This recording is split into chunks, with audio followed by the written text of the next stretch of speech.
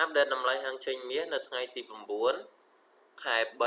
2026 មាសនៅក្នុង time frame 1 ម៉ោងបាទអញ្ចឹងយើងឃើញហើយថាទីផ្សារមាសគឺវាមានការប្រែប្រួលខ្លាំងមែនទែនកាលពីព្រឹកមិញហើយវា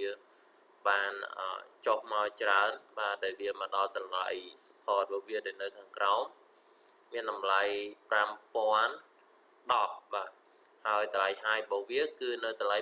5200 បាទចឹងឃើញហើយថាតម្លៃ support ហើយនិងតម្លៃ resistance គឺវាខ្ពស់គួរសមដែរបងប្អូនអរគ្នាបាទ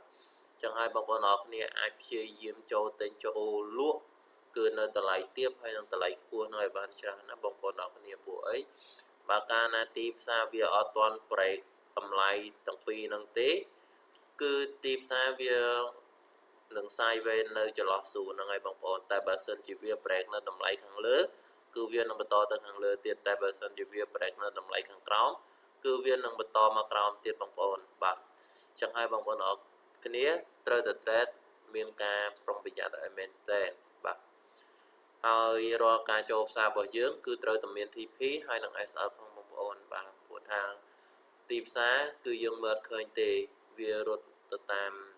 ជាក់ស្ដែងរបស់សេដ្ឋកិច្ចតែម្ដងអញ្ចឹងណាបងប្អូនអញ្ចឹងហើយបងប្អូនអរគ្នាព្យាយាមឲ្យមែនទែនបាទចិត្តថ្ងៃនេះខ្ញុំបានក៏មានតែប៉ុណ្ណឹងដែរបាទសូមឲ្យបងប្អូនអរគ្នា trade ចំណេញច្រើនហេងស្នាងល្អ